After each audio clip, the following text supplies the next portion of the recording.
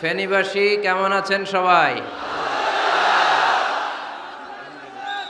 আলহামদুলিল্লাহ, আমিও ভালো আছি। এই লাইটগুলো অফ করতে হবে।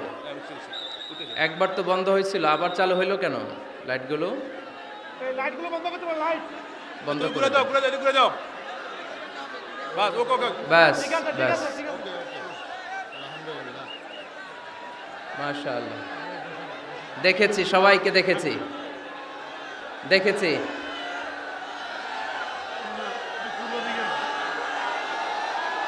হ্যাঁ, সবাইকে মাশাআল্লাহ মাশাআল্লাহ। হ্যাঁ, দেখেছি। উহিব্বুকা ফিল্লাহ, Mizanur Rahman Azhari. We love you, Mizanur Rahman Azhari. Taraliya Shanti Sangha থেকে আজহারি হুজুরকে আন্তরিক শুভেচ্ছা। আমরা আল্লাহর জন্য আপনাকে ভালোবাসি, মিজানুর রহমান আজহারি। অনেক শ্রোতারা, অনেক দিনী ভাইরা প্লে কার্ড নিয়ে দাঁড়িয়েছে, সবারগুলো দেখাও যাচ্ছে না। সবার জন্য দোয়া আর ভালোবাসা।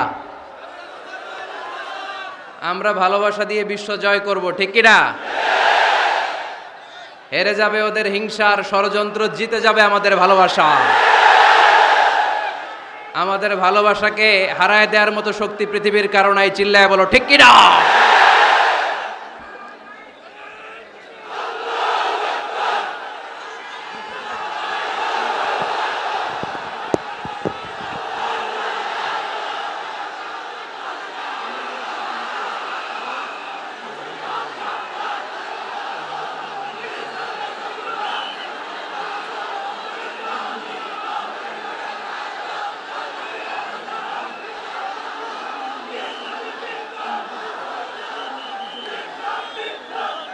মাশাআল্লাহ মাশাআল্লাহ। যারা না বুঝে কোরআনের প্রোগ্রাম বানচাল করতে চায়, তাদের এসে দেখা উচিত যে জনগণকে ভুলভাল বোঝানোর দিন শেষ। তাওহীদি জনতা এখন অনেক সচেতন। কোরআন প্রেমী তাওহীদি জনতা কোরআন আর সুন্নাহ এই দুইটাই বুঝে, এই দুইটা ছাড়া কিচ্ছু বোঝে না।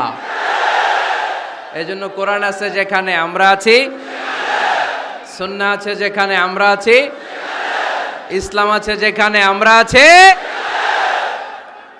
এই গণজোয়ার, এটা কোরআনের পক্ষের গণজোয়ার। এই গণজোয়ার, এটা ইসলামের পক্ষের গণজোয়ার, ঠিক কিনা?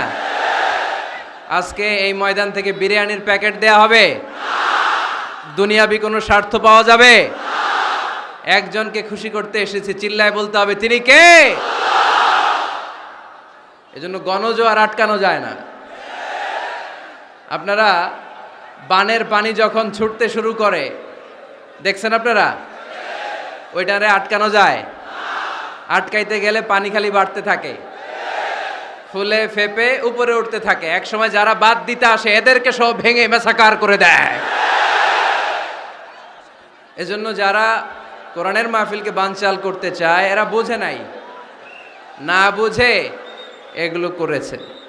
আমরা তাদের জন্য দোয়া করি, কারণ আমাদের হৃদয়ে তাদের জন্য ভালোবাসা আছে না নাই?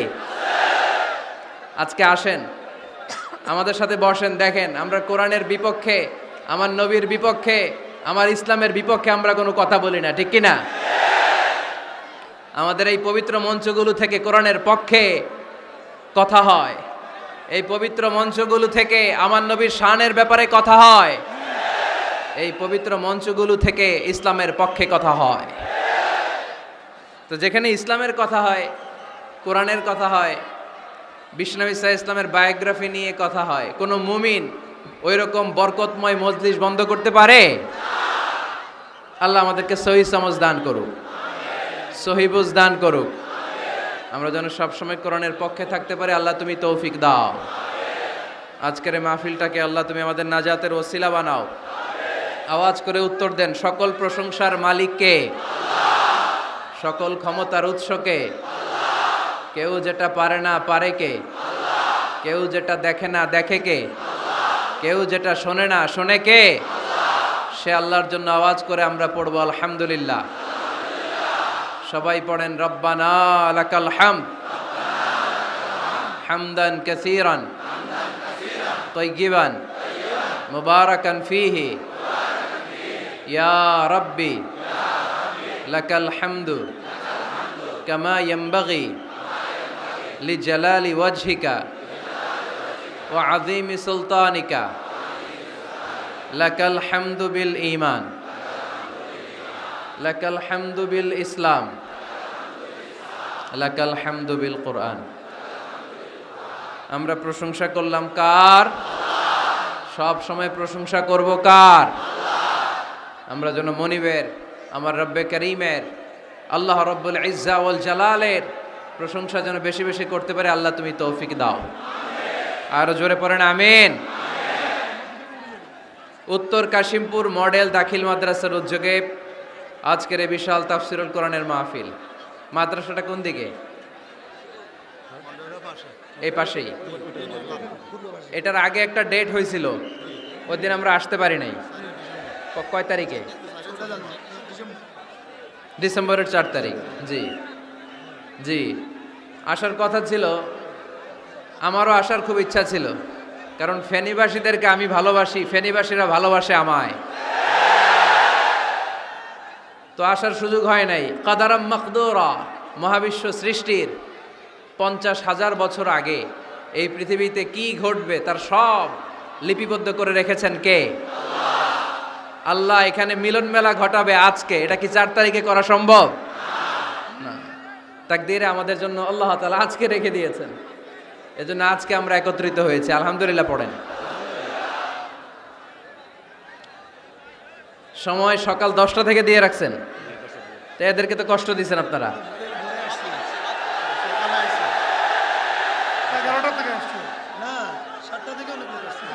আরে কয়টায় আসছেন? কয়টায়? সকাল 7টায়, কেউ 8টায়। এরা একেবারে 7টার দিকে আসছে। ময়মনসিংহ থেকে ভাড়া করে আনছেন না এদেরকে? হ্যাঁ, ভাড়া করে আনা হয়েছে নাকি? একজনকে খুশি করার জন্য আমরা আসি, চিল্লায় বলতে হবে তিনি কে? আল্লাহ। আমার যে ভাইগুলো এই কষ্ট করে সকাল থেকে বসে আছে, আমরা এই ভাইদের জন্য দোয়া করি, আল্লাহ তাআলা আজকের এই মহামিলন মেলাকে কবুল করুক। এই প্রোগ্রামকে আমাদের নাজাতের ওসিলা বানাক। এখানে যেমনি একসাথে বসলাম, জান্নাতেও যেন একসাথে থাকতে পারে আল্লাহ তৌফিক দান করেন। আজকের এই প্রোগ্রামের সম্মানিত প্রধান মেহমান, ফেনীর গণমানুষের জননন্দিত নেতা জনাব নিজামউদ্দিন হাজারী এমপি, মাননীয় সংসদ সদস্য ফেনী 2 আসন। উনি এই প্রোগ্রাম বাস্তবায়নের জন্য অনেক চেষ্টা করেছেন। ওনার স্ত্রী ভাবি অসুস্থ, তাই দেশের বাইরে আছেন। আমরা ওনার জন্য এবং ভাবির জন্য দোয়া করি, আল্লাহ ওনাদেরকে তুমি ইসলামের জন্য কবুল করো। আমাকে রেখেছেন প্রধান মুফাসসির। আমার আগে কথা বলেছেন হযরত মাওলানা অধ্যক্ষ মফিজুল ইসলাম সাহেব, খতিব পদ্মা টেক্সটাইল মিল মসজিদ। হযরত মাওলানা মোহাম্মদ জাকারিয়া, অধ্যক্ষ জিরানহাট ফাজিল ডিগ্রি মাদ্রাসা। হযরত মাওলানা রহমতুল্লাহ সাহেব, আরও অনেকে কথা বলেছেন। আজকের এই প্রোগ্রামের সভাপতিত্ব করছেন আলহাজ হযরত মাওলানা মশিউর রহমান খন্দকার সাহেব, প্রতিষ্ঠাতা পরিচালক অত্র মাদ্রাসা ও প্রিন্সিপাল পাঠাননগর আমিনিয়া ফাজিল ডিগ্রি মাদ্রাসা ছাগলনাইয়া। আসছে হুজুর? আচ্ছা আচ্ছা, আসেন। মাশাআল্লাহ। এরপরে আপনাদের প্যানেল মেয়র সাহেব আছেন, এরপর চেয়ারম্যান ভাইরা আছেন, এরপর জেলা পরিষদ সদস্য ভাই আছেন, চেয়ারম্যান সাহেব আছেন। আলহামদুলিল্লাহ, সব নেতা খেতা নিয়ে আজকে বসছি। মাশাআল্লাহ। ফেনীর নেতারা কোরআনের পক্ষে, ঠিক কিনা? 64 জেলার সব নেতাগুলো কোরআনের পক্ষে থাক, আমরা চাই কি চাই না? বাংলার 56,000 বর্গমাইলের প্রতিটা ইঞ্চি মাটি কোরআনের ঘাঁটি হোক, আমরা চাই কি চাই না? আমরা এই বাংলাদেশে কোরআনের ঘাঁটি গড়তে চাই, আমরা ইসলামকে বিজয়ী শক্তি হিসেবে দেখতে চাই, ঠিক কিনা?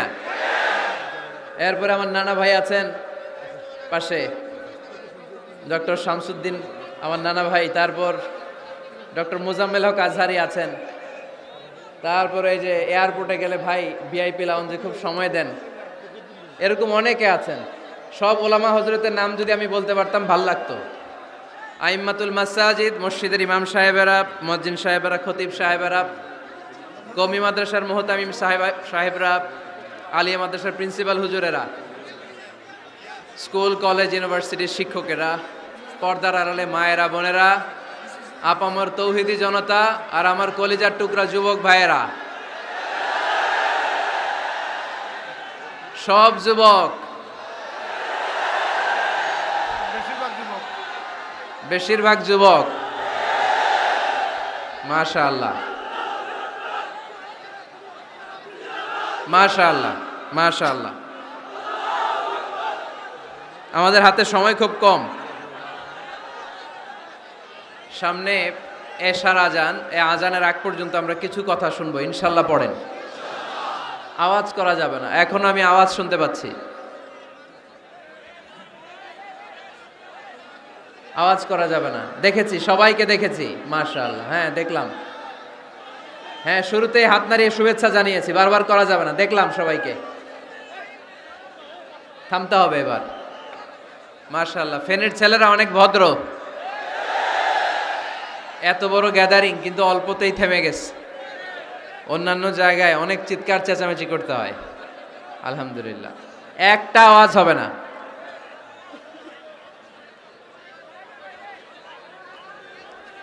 আমি বলেছি একটা আওয়াজ হবে না।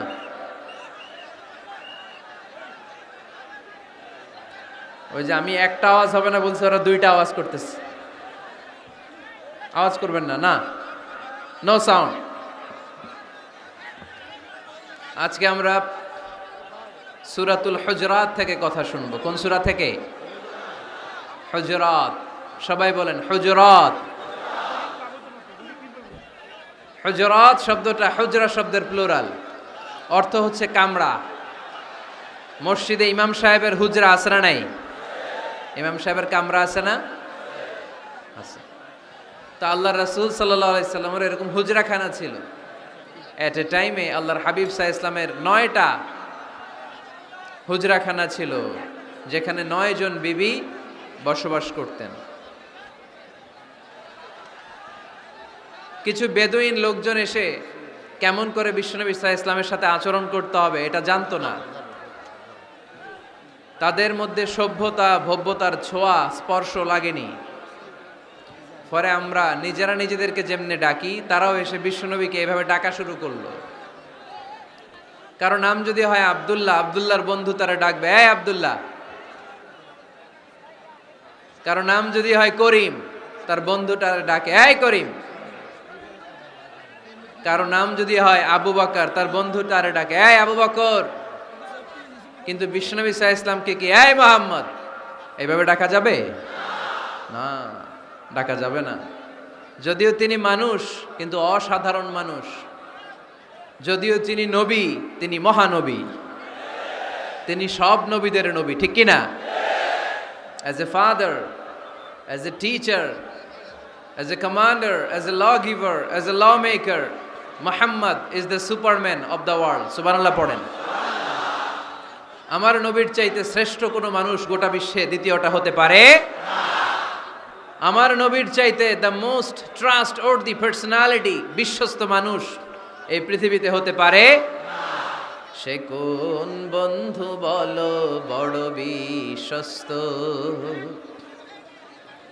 সে কোন বন্ধু বলো বেশি বিশ্বস্ত, কার কাছে মন খুলে দেয়া যায়, কার কাছে প্রাণ খুলে দেয়া যায়,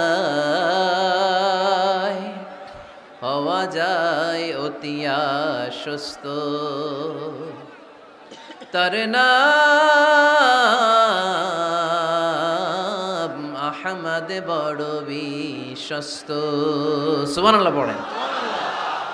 আল্লাহ শিখাতে চাইলেন, এই বেদুইন লোকেরা সাবধান, যাকে তোমরা ডাকছো তিনি সাধারণ মানুষ নন। তাকে ইয়া মুহাম্মদ উখরুজ ইলাইনা, এই মুহাম্মদ এই ঘর থেকে বের হয়ে আসো, এমন করে বেয়াদবের মতো ডাকা যাবে না। বিশ্বনবী সাল্লাল্লাহু আলাইহি ইসলামকে ডাকতে হবে ইয়া নবী আল্লাহ, ওনাকে ডাকতে হবে ইয়া রাসূলুল্লাহ, ওনাকে ডাকতে হবে ইয়া হাবিবাল্লাহ, ঠিক কিনা? শিষ্টাচার শিক্ষা দিলেন। আল্লাহ বুঝাতে চাইলেন তোমরা যদি অপেক্ষা করতে অনেক ভালো হতো। ওয়ালাউ আন্নাহুম সাবারু হাত্তা তাখরুজা ইলাইহিম লাকানা খায়রাল লাহুম। আল্লাহর হাবিব সাল্লাল্লাহু আলাইহি ওয়াসাল্লাম দুপুরের খাবার খেয়ে গড়াগড়ি করছিলেন। আল কাইলুলা, টসিং এন্ড টার্নিং, এপাশ ওপাশ করা। শীতকালে দুপুরের খাবার খেয়ে বিছানায় শুইলে আরাম আছে না নাই? এটারে কাইলুলা বলে। আল্লাহর হাবিব সাল্লাল্লাহু আলাইহি ওয়াসাল্লাম যখন কাইলুলা করছিল, ঠিক তখন লোকগুলো ডাকতে আরম্ভ করলো, ইয়া মুহাম্মদ, ইয়া মুহাম্মদ উখরুজ ইলাইনা, হে মুহাম্মদ আসো। আল্লাহ বললেন খবরদার, আমার নবীকে এইভাবে ডাকা যাবে না, বরঞ্চ আমার নবীকে তোমরা ডাকবে ইয়া নবী আল্লাহ, ইয়া রাসূল আল্লাহ, ইয়া হাবিব আল্লাহ বলে। সুবহানাল্লাহ পড়েন।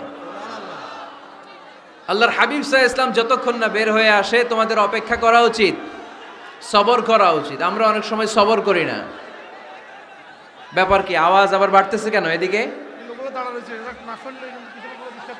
মাইকম্যান কই? মাইকম্যান এদিকে আসো তো, মাইকম্যান এদিকে আসো, আমার কাছে আসো।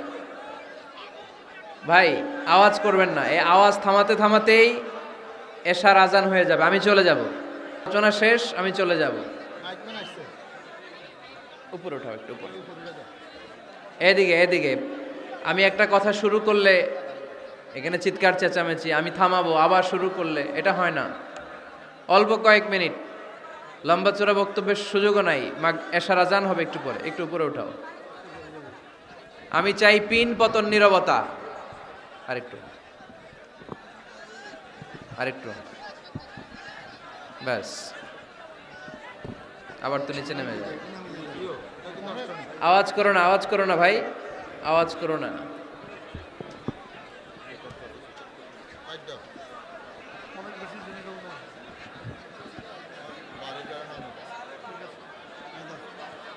থামতে হবে, থামতে হবে। একজনও কথা বলবে না, একজনও না, নট এ সিঙ্গেল পারসন। হ্যাঁ ঠিক আছে, আবার কথা বলে, এটা ঠিক হয়ে গেছে। হ্যাঁ ঠিক আছে। তাহলে আমরা আমাদেরকে যেইভাবে ডাকি, আল্লাহর হাবিব সাল্লাল্লাহু আলাইহি ওয়াসাল্লামকে ওইভাবে ডাকা যায় না। আল্লাহ বললেন খবরদার, তোমাদের উচিত ছিল অপেক্ষা করা যতক্ষণ না আল্লাহর হাবিব সাল্লাল্লাহু আলাইহি ওয়াসাল্লাম বিশ্রাম শেষ করে বাইরে বেরিয়ে আসে। তাই কারো বাসায় গেলে অপেক্ষা করবেন যতক্ষণ না উনি আসে, আর যাওয়ার আগে অ্যাপয়েন্টমেন্ট নিয়ে যাবেন। আজকের প্রথম মেসেজ, কারোর সাথে দেখা করার আগে কি নিয়ে যাবেন? ফ্যানের ছেলেরা কথা বলে না, অ্যাপয়েন্টমেন্ট নিয়ে যেতে হবে। অনেকে খালি অস্থিরতা করে, চেয়ারম্যান সাহেবের বাড়িতে গেছে, সিগনেচার লাগবে, যেই অস্থির, আরে বেরোয় না কেন? চেয়ারম্যান সাহেব আসে না কেন? এতক্ষণ ধরে বসে আছে। এরকম বিরক্ত, খালি কমপ্লেইন করে, অভিযোগ করে, এরকম কিছু লোক আছে না নাই? খেয়াল রাখবেন, যারা ব্যর্থ, জীবনে ব্যর্থ, তারা সবসময় শুধু কমপ্লেইন করে, অভিযোগ। মানুষের কাছে অভিযোগ, আল্লাহর কাছে অভিযোগ, আমার এইটা নাই, ওইটা নাই, আল্লাহ আমার এইটা দাও নাই, ওইটা দাও নাই। আর সফল ব্যক্তিরা কখনো অভিযোগ করে না, খালি শুকরিয়া করে, ঠিক কিনা? Now the decision is yours, you wanna be successful or unsuccessful. আপনি সফল হতে চান না ব্যর্থ হতে চান? তাহলে সফল হলে সবসময় পড়তে হবে আলহামদুলিল্লাহ। কি পড়বেন?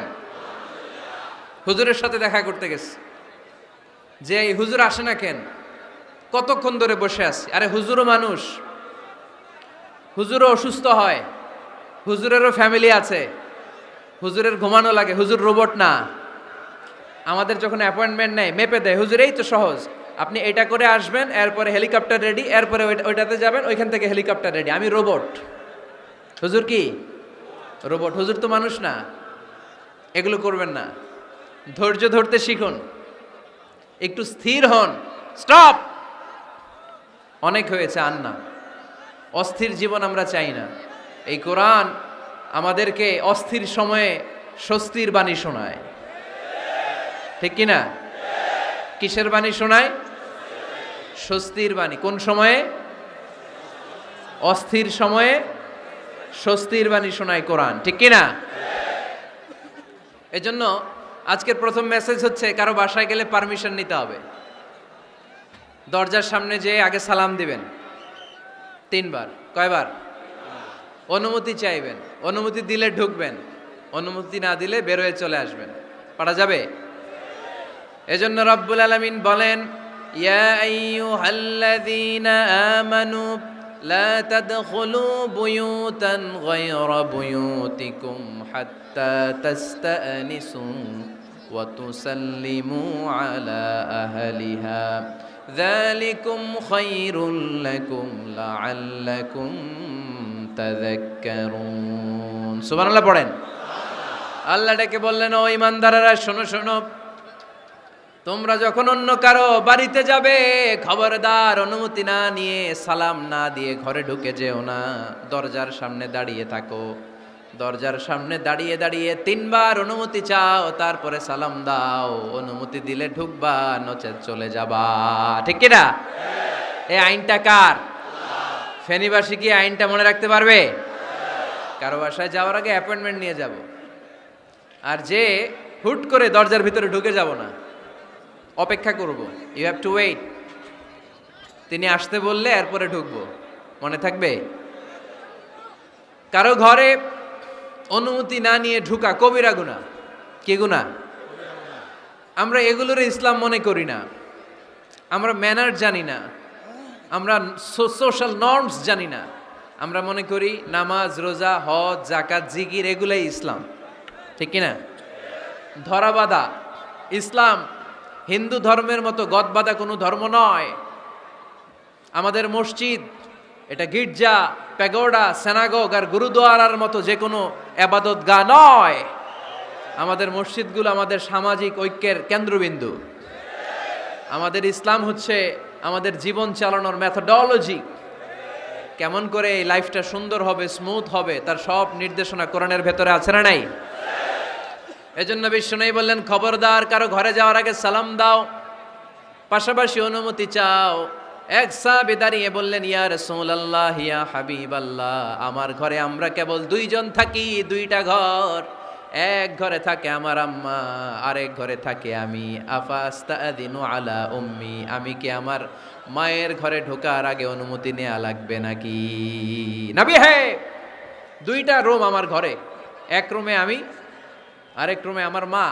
আফাস্তাদিনু আলা উম্মি, আমার মায়ের ঘরে যাওয়ার আগে অনুমতি নেওয়া লাগবে? আনা খাদিমুহা, আমি তো তার খেদমত করি, মায়ের ঘরে যাইতে অনুমতি লাগবে? বিশ্বনবী বললেন, নাআম ইস্তাযিন আলাইহা, হ্যাঁ অবশ্যই মায়ের ঘরে ঢোকার আগে অনুমতি নিয়ে ঢুকবা। সুবহানাল্লাহ পড়বেন না?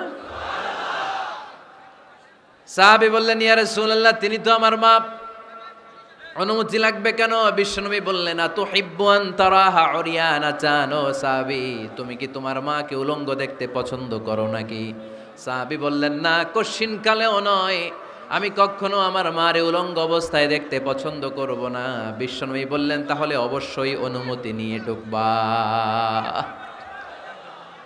যদি মারে উলঙ্গ দেখতে মনে না চায় তাহলে ঢুকবা, কারণ ঘরের ভিতরে কে কখন কোন পরিস্থিতিতে থাকে তার কোনো হিসাব আছে? এজন্য সালাম দিবেন, নক করবেন, অনুমতি চাইবেন, তখন নিজেকে নিজে ভিতরে যারা আছে, মহিলা হোক পুরুষ হোক, সামলে নিবে, গুছিয়ে নিবে, তারপরে আপনাকে ঢুকার ব্যবস্থা করে দিবে। ঠিক কিনা? তাহলে মায়ের ঘরে ঢুকতে হলে যদি অনুমতি লাগে, তাহলে বোনের ঘরে ঢোকার আগে অনুমতির দরকার আছে না নাই? আমার পাশের ঘর হচ্ছে আমার ভাইয়ের ঘর, ভাইয়ের ঘরে ঢোকার আগে অনুমতির দরকার আছে না নাই? কাজিন, চাচাতো বোন, খালাতো বোন, চাচাতো ভাই, খালাতো ভাই, পাশের ঘরের ভাবি, পাশের বাড়ির মানুষ, এদের ঘরে ঢোকার আগে অনুমতির প্রয়োজন আছে না নাই?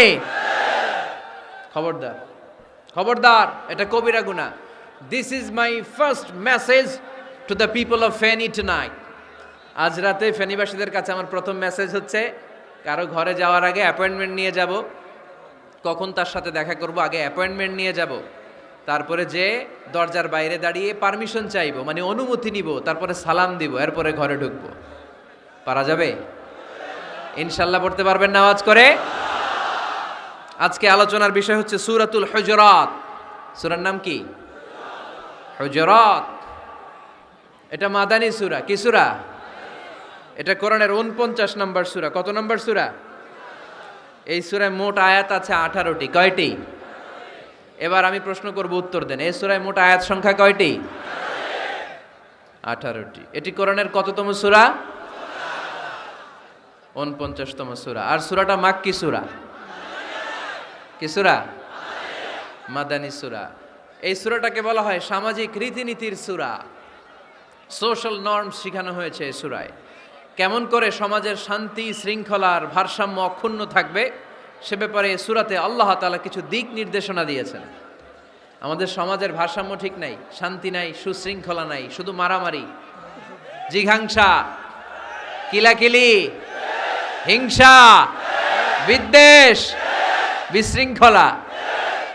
এই হিংসা, বিদ্বেষ, বিশৃঙ্খলা, মারামারির বিপরীতে সমাজের সাম্য, ভ্রাতৃত্ব, ভালোবাসা, সুশৃঙ্খলা আর ভারসাম্য কিভাবে অক্ষুণ্ণ রাখা যায় সেজন্য আল্লাহ তাআলা এই সূরার ভেতরে 10টা গাইডলাইন দিয়েছেন। কয়টা? সবাই বলতে হবে কয়টা?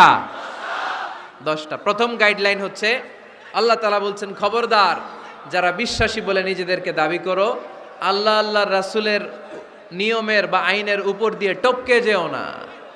আল্লাহ আল্লাহ রাসূল যেটা বলেছে এটাই ফাইনাল, ঠিক কি না? রব্বুল আলামিন বলেন, ইয়া আইয়ুহাল্লাযীনা আমানু লা তুকদ্দিমু বাইনা ইয়াদাইল্লাহি ওয়া রাসূলিহি ওয়াত্তাকুল্লাহ ইন্নাল্লাহা সামিউন আলীম। পড়েন সুবহানাল্লাহ। আল্লাহ বললেন, যারা বিশ্বাসী বলে দাবি করো, খবরদার আল্লাহর দেয়া বিধান আর আমার নবীর দেয়া বিধান, এই বিধানগুলাই ফাইনাল। এই ফাইনাল কথার পরে মুমিনের কোনো কথা থাকতে পারে? আল্লাহ যেটা বলেছে, আল্লাহ রাসূল যেটা বলেছে সেটাই ফাইনাল। আওয়াজ করে বলতে হবে, সেটা কি? এটা ফাইনাল। এরপর আর নতুন কোনো কথা নাই। যখনই বলা হবে আল্লাহ বলেছে, রাসূল বলেছে, আমরা বলবো আমান্না, সামি'না ওয়া আতা'না, আমরা শুনলাম, মানলাম, বিশ্বাস করলাম। আমাদের পক্ষ থেকে আর দ্বিতীয় কোনো কথা নাই, ঠিক কি না?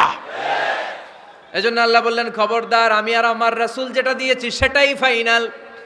অতিরিক্ত বুঝতে যেও না, ওভার স্মার্ট সাজতে চেও না, আমি আল্লাহর দেয়া নবীর দেয়া বিধানের সামনে অ্যাডভান্স হতে যেও না। কারণ আমি আল্লাহ আর আমার রাসূল যেই নিয়ম দিয়েছি সেটাই ফাইনাল, সেটাতেই বরকত।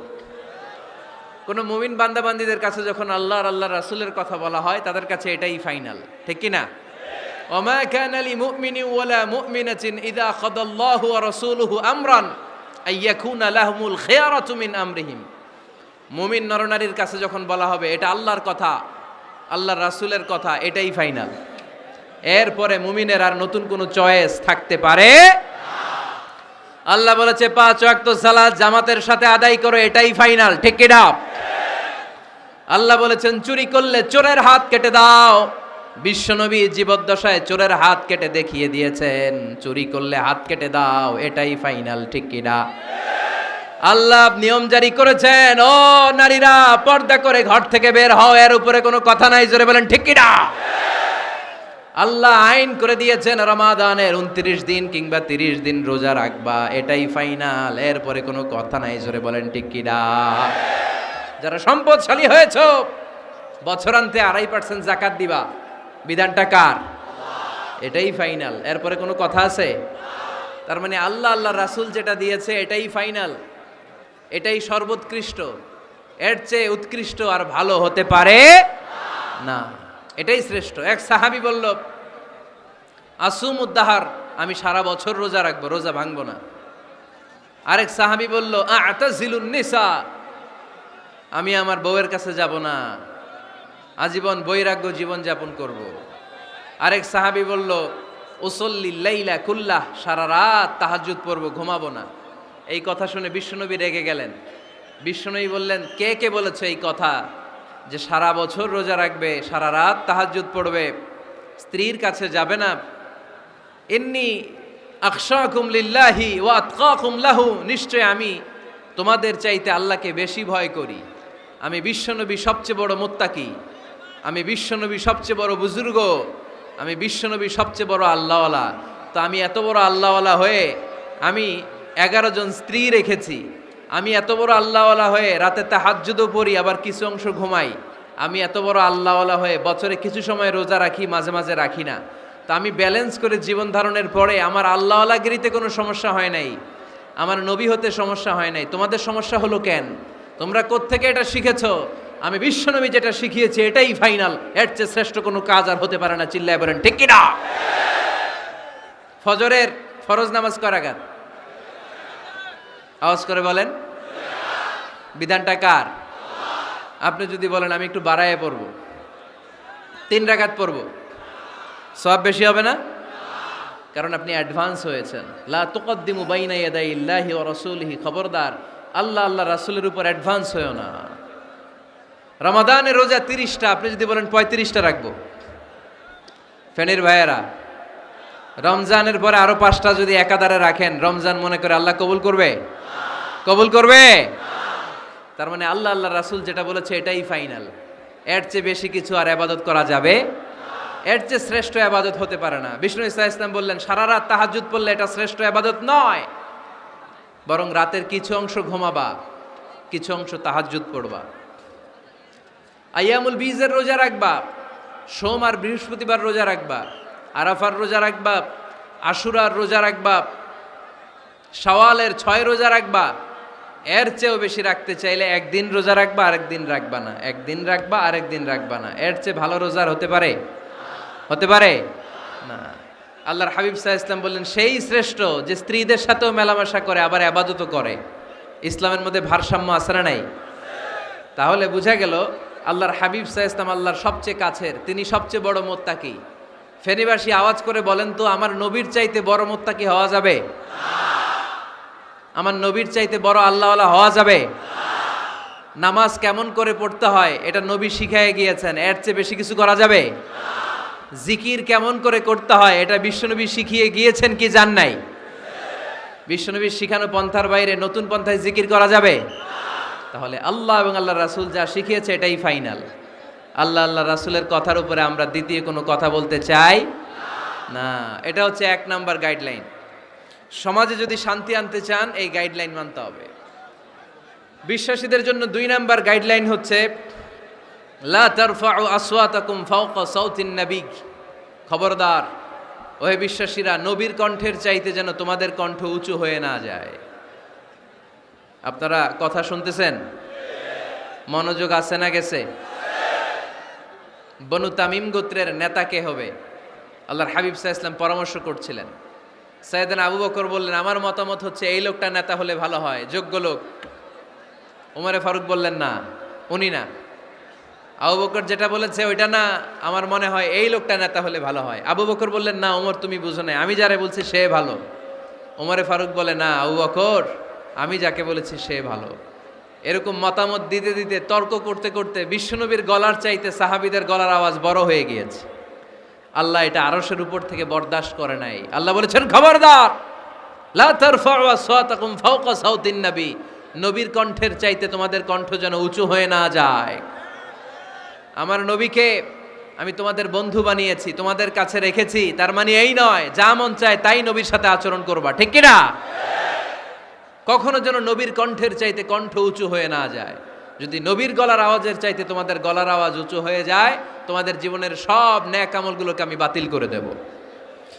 আল্লাহ ধমক দিয়ে বললেন খবরদার ইয়া আইয়ুহাল্লাযীনা আমানু লা তারফাউ আসওয়াতাকুম ফাওকা সাউতিন নবী ولا تجهروا له بالقول كجهر بعضكم لبعض أن تحبط أعمالكم وأنتم لا تشعرون পড়েন সুবহানাল্লাহ। আল্লাহ বললেন খবরদার আমার নবীর কণ্ঠের চাইতে যেন তোমাদের কণ্ঠ উঁচু হয়ে না যায়। আমার হাবিবের কণ্ঠের চাইতে তোমাদের কণ্ঠ যদি উঁচু হয়ে যায় বেয়াদবি হয়ে যাবে, ফলে তোমাদের সব নেক আমল বাতিল করে দিবে কে? এই আয়াত নাজিল হওয়ার পরে সাহাবারা কেউ বিশ্বনবীর সামনে এসে বড় গলায় কথা বলে না, আস্তে আস্তে বলে। কেমনে বলে? ওমরে ফারুক এই আয়াত শুনে এত ভয় পেলেন, তিনি বিশ্বনবীর কাছে কোনো কথা নিয়ে আসলে ফিস ফিস করে বলতেন। বিশ্বনবী শুনতে পেতেন না, বলতেন এই ওমর কি বলছো, বুঝি নাই, জোরে বলো। ওমরে ফারুক সাউন্ড বাড়িয়ে জোরে বলতেন। বিশ্বনবী বলতেন এই কি বলেছো, এদিকে আসো, জোরে বলো। আমি শুনতে পাচ্ছি না ওমর, আরো জোরে বলো। ওমরে ফারুক আবার একটু সাউন্ড বাড়িয়ে আবার বলতে আরম্ভ করতেন। বিশ্বনবী বলতেন আমি শুনতে পাচ্ছি না, জোরে বলো। সুবহানাল্লাহ পড়েন। ভয়ে, আন তাহবাতা আমালুকুম ওয়া আনতুম লা তাশউরুন। খবরদার, নবীর কণ্ঠের চাইতে যদি কণ্ঠ উঁচু হয়ে যায় সব নেক আমল বাতিল করে দিবে কে? আপনারা যারা হজ উমরা করেছেন, হজ আর উমরা করতে পেরেছেন কারা কারা দেখি? মাশাআল্লাহ। যারা করতে পারি নাই আমরা, আমাদেরকেও যেন আল্লাহ তাআলা তৌফিক দান করে, আমরা পড়ি আমিন। আমরা যেন কাবার চারপাশে তাওয়াফ করতে পারি, সাফা মারওয়ায় যেন সাই করতে পারি, আল্লাহর হাবিব সাল্লাল্লাহু আলাইহি ইসলামের কবরের সামনে দাঁড়িয়ে যেন আমরা সালাতু সালাম পাঠ করতে পারি। আওয়াজ করে পড়তে হবে আমিন। বিশ্বনবী সাল্লাল্লাহু আলাইহি ইসলামের কবরের উপরে এই আয়াতটা লেখা, যে আয়াত নিয়ে আমি এখন আপনাদের সামনে আলোচনা করছি। লা তারফাউ আসওয়াতাকুম ফাওকা সাওতিন নবী। দেখছেন না হাজী সাহেবরা, দেখে আসছেন না? আপনি যখন মসজিদে নববীতে নামাজ পড়বেন, আল্লাহর হাবিব সাল্লাল্লাহু আলাইহি ইসলামের কবর জিয়ারতের জন্য যখন রওনা হবেন, সর্বপ্রথম বাম দিকে পড়বে রাউদাতুম মিন রিয়াদিল জান্নাহ। এই জায়গাটা হলো দুনিয়ার বুকে জান্নাতের বাগান সমূহ থেকে একটা বাগান। আপনি হাঁটতে থাকবেন, হাঁটতে হাঁটতে রাউজাতুম মিন রিয়াদিল জান্নাহ পার হওয়ার পরে বাম দিকে পড়বে বিশ্বনবীর কবর। বিশ্বনবীর কবরের সামনে দাঁড়িয়ে কোনো উম্মত সহ্য করতে পারে নাকি? ধৈর্য ধারণ করতে পারে নাকি? আজীবন যেই নবীর কথা শুনলাম,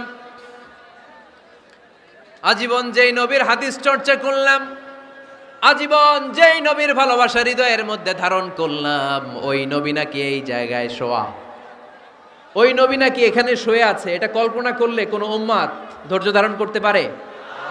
কলিজাটা ছিঁড়ে খান খান হয়ে যায়, চিৎকার দিয়ে নবীরে ডাক দিতে মনে চায়, কিন্তু আল্লাহ বলেছেন খবরদার, কবরের উপরে এই আয়াতটা লেখা, লা তারফাউ আসওয়াতাকুম ফাওকা সাওতিন নবী।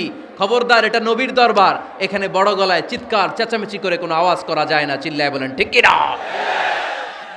এজন্য আল্লাহ বললেন, লা তারফাউ আসওয়াতাকুম ফাওকা সাওতিন নবী। খবরদার, নবীর কণ্ঠের চাইতে যেন কণ্ঠ উঁচু হয়ে না যায়।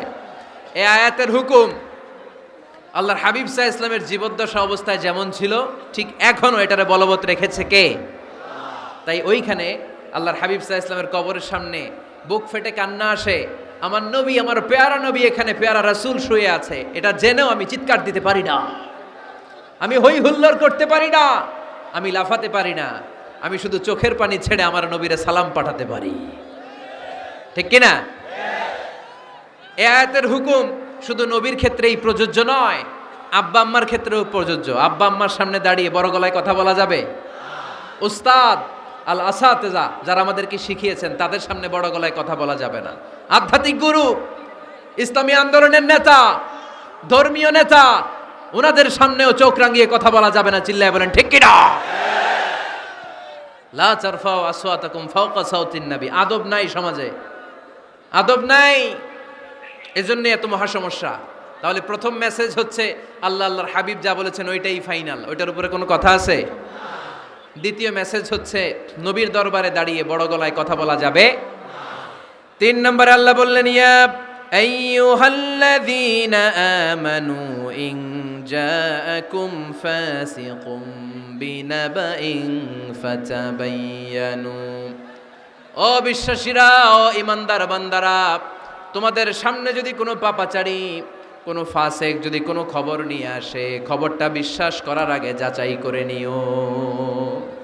ফাতাবায়ানু ইয়ানি ফাতাসাব্বাতু আন সিহহাতিল খবর, খবরটা সহি কিনা যাচাই করার দরকার আছে না নাই? ইযা জাআকুম ইন জাআকুম ফাসিকুম বিনাবাইন ফাতাবায়ানু। ফেনীবাসী মনোযোগ দিয়ে শুনেন, কেউ যদি কোনো তথ্য নিয়ে আসে, খবর নিয়ে আসে, শুনেই হুট করে বিশ্বাস করা যাবে না।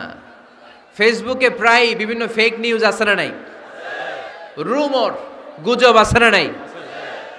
আমি তখন মালয়েশিয়া, হঠাৎ করে দেখলাম নিউজের মধ্যে অনেকে স্ট্যাটাস দিতে শুরু করেছে যে পেঁয়াজের মতো লবণেরও দাম বেড়ে গেছে। এটা কি সত্য নিউজ না গুজব? জোরে বলেন।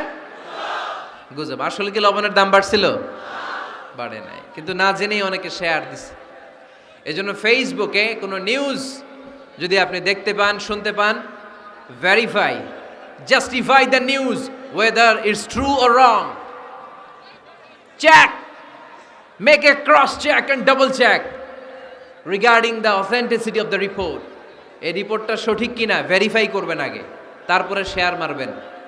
অনেকে আছে সিলে কান নিয়ে গেছে, শুই না সিলের পিছনে দৌড়। আগে কি সিলের পিছনে দৌড়াবেন নাকি কানে হাত দিবেন? নিউজ একটা দেখলেই শেয়ার দেয়া যাবে? কি করবেন? যাচাই করবেন। You have to cross check, you have to justify the news, you have to verify the news. আমরা প্রায় নিউজ একটা দেখলেই শেয়ার দেই। হয়তো একটা ভুল নিউজ আপনি শেয়ার দিয়েছেন, এই ভুল নিউজের কারণে পুরো সমাজের মধ্যে গোলমাল, এর দায়ভার আপনার কাঁধেই বর্তাবে। আওয়াজ করে বলেন ঠিক কিনা? এই ভুয়া নিউজগুলোতে আমাদের খুব আগ্রহ। ফেসবুক নিজের মন মতো ব্যবহার করা যাবে না। প্রায় ফেসবুকে অনেক রুমর পাবেন, গুজব, অনেক স্ক্যান্ডাল। অমুক নেতার গোপন ভিডিও ফাঁস। তো অমুক নেতার গোপন ভিডিও ফাঁস, তোর কি হয়েছে? তোর সমস্যা কি? ওইটা তোর শেয়ার দেয়া লাগবে কেন? চিল্লায় বলেন ঠিক কিনা? মানুষের দোষ আমরা গোপন করতে পারি না। মান সাতারা মুসলিমান সাতারাহুল্লাহু ফিদ দুনিয়া ওয়াল আখিরা। যে অন্যের দোষ দেখে গোপন রাখে, তার দোষগুলো গোপন রাখবে কে? ওমান কাশাফা মুসলিমান কাশাফাহুল্লাহু ফিদ দুনিয়া ওয়াল আখিরা। যে অন্যের গোপন বিষয় প্রকাশ করে দেয়, ওর গোমরও কিয়ামতের ময়দানে ফাঁস করে দিবে কে? আপনি 10 জনের সামনে অন্যের গোপন বিষয় ফাঁস করবেন, আল্লাহ লাখো মানুষের সামনে আপনার ল্যাংটা করে ছেড়ে দিবে। লক্ষ মানুষের সামনে আপনার গোমর ফাঁস করে দিবে। এজন্য খবরদার, অন্যের পিছনে লেগে থাকেন না, অন্যের দোষ খুঁজেন না, দোষ খুঁজবেন নিজের। ইন জাআকুম ফাসিকুম বিনাবাইন ফাতাবায়ানু। মুমিন কোনো তথ্য, কোনো সংবাদ, কোনো রিপোর্ট কিংবা নিউজ শুনলেই বিশ্বাস করে না। মুমিন আগে এটাকে যাচাই করে, বাছাই করে, জাস্টিফাই করে, ভেরিফাই করে, তারপরে সে বিশ্বাস করে। ঠিক কি না? আল্লাহর হাবিব সাল্লাল্লাহু আলাইহি ওয়াসাল্লাম বনুল মুস্তালিকের যুদ্ধে জয়লাভ করলেন। হারিস ইবনে মিরার বনুল মুস্তালিকের নেতা। শুনতেছেন আপনারা? কষ্ট হচ্ছে? আচ্ছা। হারিস ইবনে মিরার বললেন, ইয়া রাসূলুল্লাহ, আমরা ইসলাম ধর্ম গ্রহণ করলাম, কি কি নিয়ম মানতে হবে? আল্লাহর হাবিব সাল্লাল্লাহু আলাইহি ওয়াসাল্লাম বললেন, সালাত পড়বে, যাকাত দিবে। উনি বললেন, তাহলে যাকাত নেন। আল্লাহর হাবিব বললেন, না, এই তো মাত্র কালিমা পড়ে মুসলমান হলে, হালানিল হাউল, 1 বছর অতিক্রান্ত হওয়ার পরে যাকাত দিবে। আল্লাহর হাবিব সাল্লাল্লাহু আলাইহি ওয়াসাল্লাম মদিনায় ফিরে আসলেন। 1 বছর পর আল ওয়ালিদ ইবনে উকবাহ রাদিয়াল্লাহু তাআলা আনহুকে পাঠালেন, যাও বনুল মুস্তালিকের 1 বছর পূর্ণ হয়েছে, যাকাতের সম্পদ নিয়ে আস। এইদিকে হারিস ইবনে মিরার যাকাতের সম্পদ নিয়ে, সৈন্যবাহিনী নিয়ে, নবীর দূত আসবে যাকাত কালেকশনের জন্য, ওনার জন্য মেহমানদারিতে কোনো ঘাটতি না হয়, ওয়েল রিসিপশন দেওয়ার জন্য এলাকা থেকে বের হয়ে মরুভূমির সামনে দলবল নিয়ে দাঁড়িয়ে। ওয়ালিদ ইবনে উকবা যখন যাকাতের সম্পদ কালেক্ট করার জন্য বনুল মুস্তালিকের ওদিকে যেতে শুরু করেছে, এলাকায় ঢোকার আগেই দেখে বনুল মুস্তালিকের লোকেরা ঘোড়সাওয়ার বাহিনী দাঁড়ায় আছে। এই দৃশ্য দেখে ওয়ালিদ ইবনে উকবা মনে করেছে বনুল মুস্তালিক মনে হয় তাকে হত্যা করার জন্য দাঁড়িয়ে রয়েছে। আসলে কি হত্যার জন্য দাঁড়ায় আছে?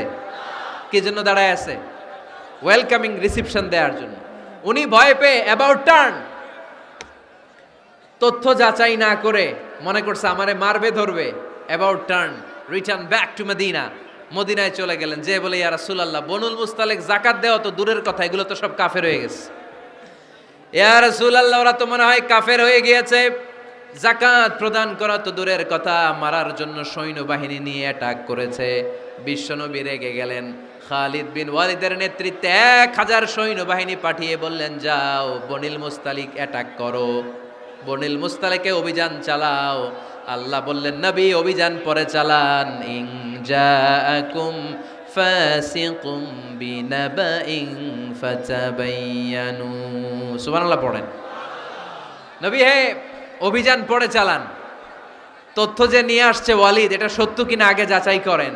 সে যে তথ্য আপনাকে সরবরাহ করেছে, এই তথ্য সঠিক নয়, সে ভুয়া তথ্য দিয়েছে, সে ভুল বুঝেছে, এখানে মিস আন্ডারস্ট্যান্ডিং হয়েছে। আপনি 1000 সৈন্যবাহিনী পাঠাবেন না। আপনার 1000 সৈন্যবাহিনী যে যদি বনুল মুস্তালিককে অ্যাটাক করে, তাহলে এই অ্যাটাকে কোনো ক্ষয়ক্ষতি হলে সবটার দায়ভার আপনার কাঁধেই বর্তাবে। চিল্লায় বলেন ঠিক কিনা? আমার নবীকে শিখানোর মাধ্যমে আল্লাহ তাআলা আমাদেরকে শিখা যাবে না। আগে যাচাই বাছাই করার দরকার আছে না নাই? আছে।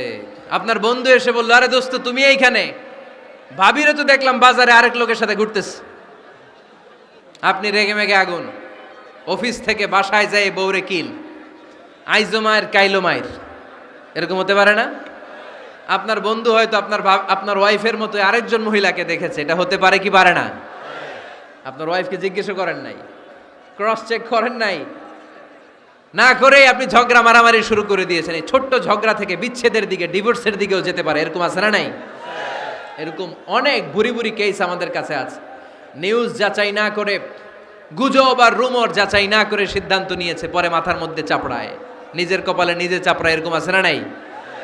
তাহলে আল্লাহ তাআলার দেয়া 3 নাম্বার গাইডলাইন হচ্ছে, কোনো তথ্য শুনেই বিশ্বাস করা যাবে না, আগে যাচাই করতে হবে।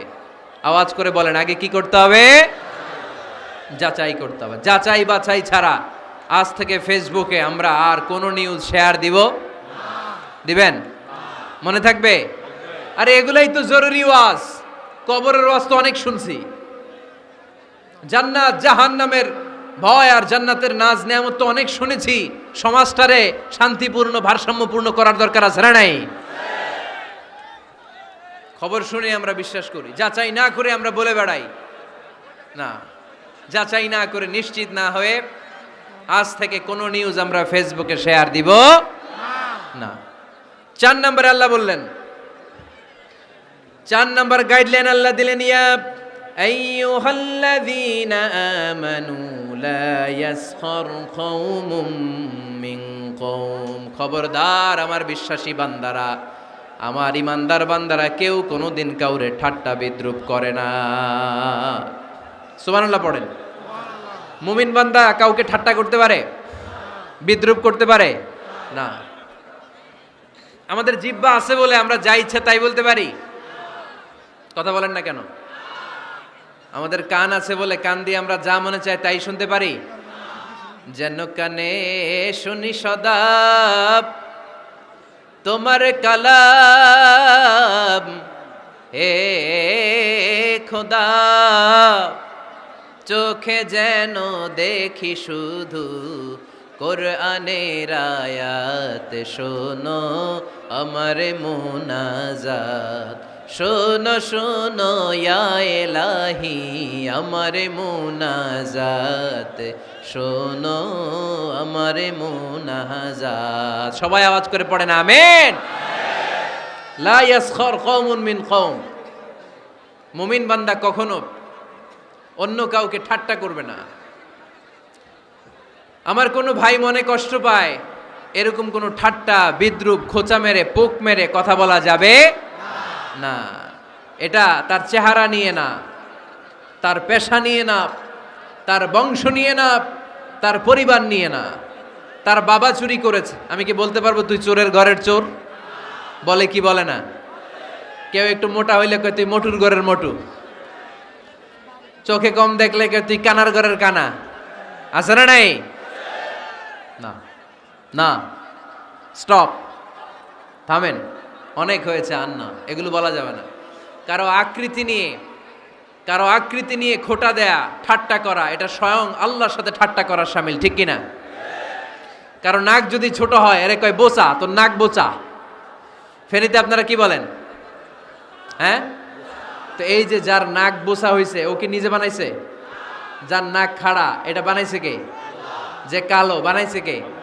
সাদা শুভ্র, বানাইছে কে? তার মানে কারো আকৃতি নিয়ে যদি আপনি ঠাট্টা করেন, স্বয়ং আল্লাহর সাথে ঠাট্টা করলেন। কারণ কেউ কারো চেহারা বানানোর দায়িত্ব পায় নাই। মাতৃগর্ভে থাকতেই আমাদের চেহারার আকৃতিগুলো দান করেছে কে? হুয়াল্লাযী ইউসাউইরুকুম ফিল আরহামি কাইফা ইয়াশা লা ইলাহা ইল্লা হুয়াল আজিজুল হাকীম। তিনি এমন সত্তা, তোমরা যখন তোমাদের মায়ের পেটের ভেতরে ছোট্ট একটা ভ্রূণ কণা ছিলা, তখনই তোমাদের চেহারার আকৃতি দিয়েছে কে? মায়ের পেটে থাকতেই কে ছেলে হবে, কে মেয়ে হবে, কে সুশ্রী হবে, কে শ্যামলা হবে, কার নাক লম্বা হবে, কারটা খাটো হবে, এগুলো ফিক্স করে রেখেছে কে? এজন্য কখনো কারো চেহারা, কারো আকৃতি নিয়ে ঠাট্টা বিদ্রুপ করা যাবে না। কারণ এই চেহারা আমরা বানাই নাই, বানাইছে কে? প্রত্যেককে যদি আল্লাহ তাআলা প্রত্যেকের নিজের চেহারা ডিজাইন দেওয়ার সুযোগ দিত, তাহলে আমরা আমাদের চেহারা কি এরকম বানাইতাম? কি করতাম? আপনাকে যদি আপনার চেহারা তৈরি করার ডিজাইন আল্লাহ দিত, যে তুমি যেমন মনে চাই নিজের চেহারাটার ডিজাইন দাও, কেমন বানাতেন নিজেকে? কথা বলেন, কয়েকজন বলেন না? হ্যাঁ, সবচাইতে সুন্দর, সবচাইতে সুন্দর করে আমি আমার অবয়বটাকে তৈরি করতাম। কোন নারীকে যদি তার চেহারার ডিজাইন তৈরি করার সুযোগ আল্লাহ দিতেন, সে নারী তাকে বিশ্ব সুন্দরী করে তৈরি করত। ঠিক কিনা? এটা আল্লাহ আমাদেরকে দেয় নাই, এটা আল্লাহ তাআলা নিজ হাতে রেখেছে, নিজে করেছে। তাই কারো আকৃতি নিয়ে ব্যঙ্গ করলে স্বয়ং আল্লাহর সাথে ব্যঙ্গ করার শামিল। চিল্লায় বলেন ঠিক কিনা? সাইয়েদনা ইবনে মাসউদ রাদিয়াল্লাহু তাআলা আনহুর পায়ের নলা ছিল চিকন। হাদিসে এসেছে দাকিকুস সাকাইন, ওনার পা দুইটা ছিল চিকন। খেজুর পাড়ার জন্য ইবনে মাসউদ রাদিয়াল্লাহু তাআলা আনহু যখন খেজুর গাছে উঠলেন, সাহাবারা সাইয়েদনা ইবনে মাসউদের পা দেখে হাসাহাসি শুরু করে দিল। বিশ্বনবী বললেন, খবরদার খবরদার, ইবনে মাসউদের চিকন পা দেখে তোমরা হেসো না। ইবনে মাসউদের চিকন পা দেখে তোমরা হাসো। কিয়ামতের ময়দানে ইবনে মাসউদের এই চিকন পা গুলো যদি মিজানের পাল্লায় রেখে দেওয়া হয়, এই পা দুইটার ওজন উহুদ পাহাড়ের চেয়ে ওজনওয়ালা হয়ে যাবে।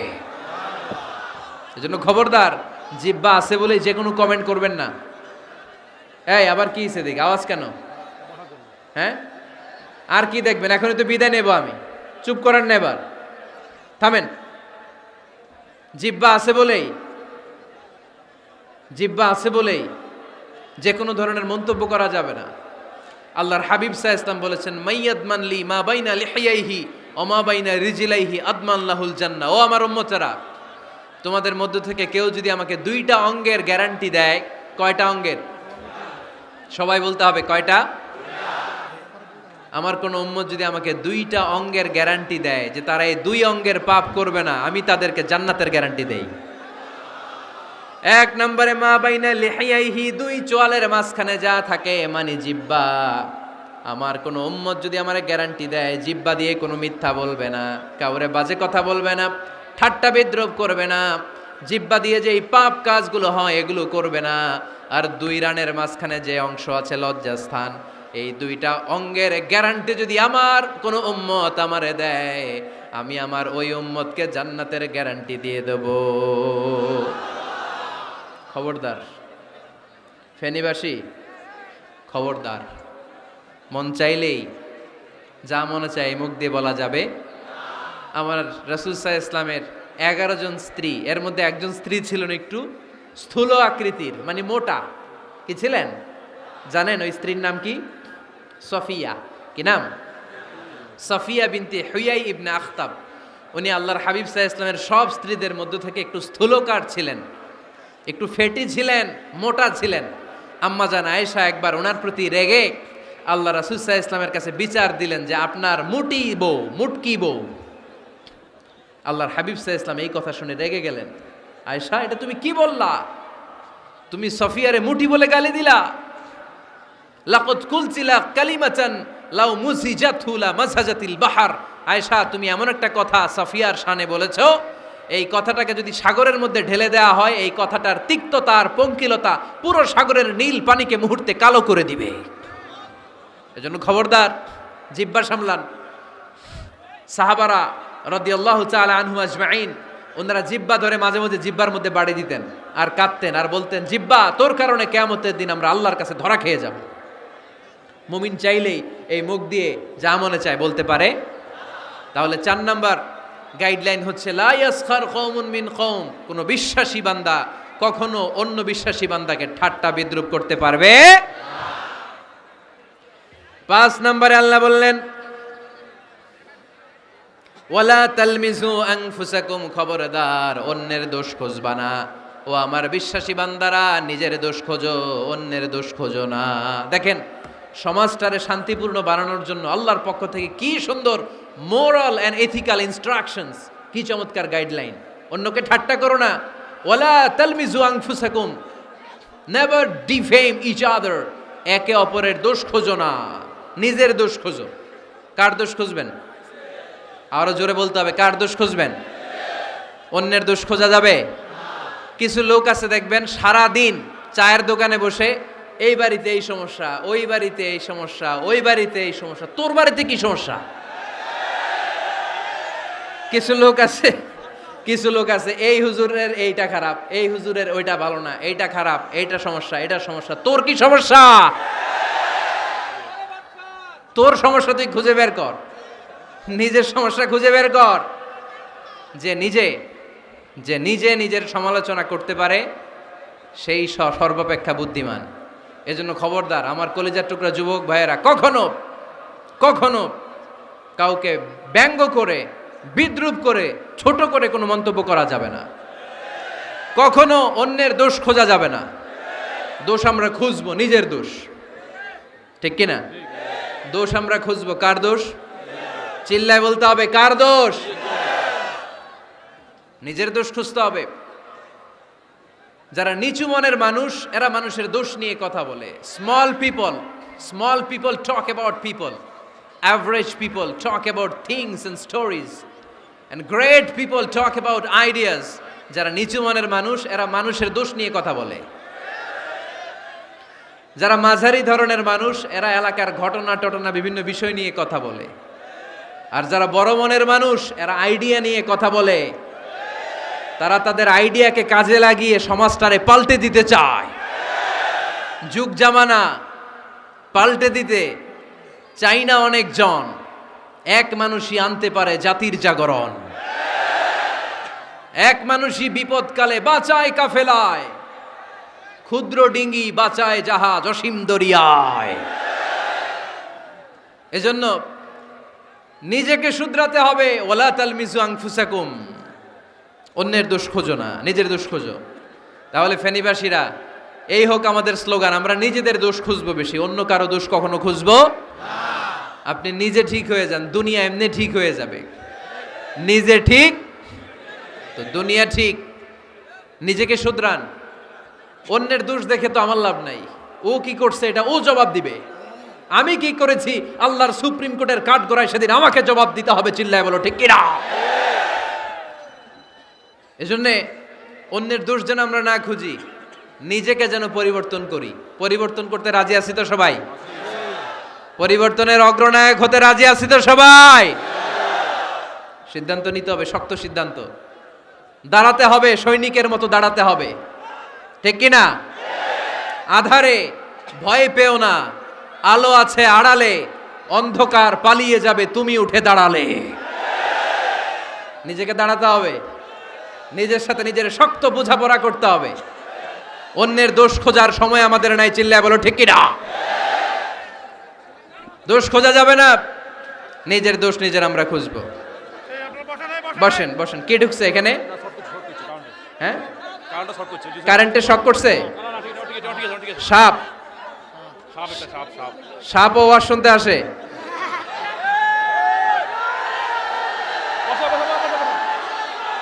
মাশাআল্লাহ। এইখানে শ্রোতা হিসেবে আছে বীর মুজাহিদ, মেরে ফেলছে এটারে। ঠিক আছে ঠিক আছে ঠিক আছে, বসেন।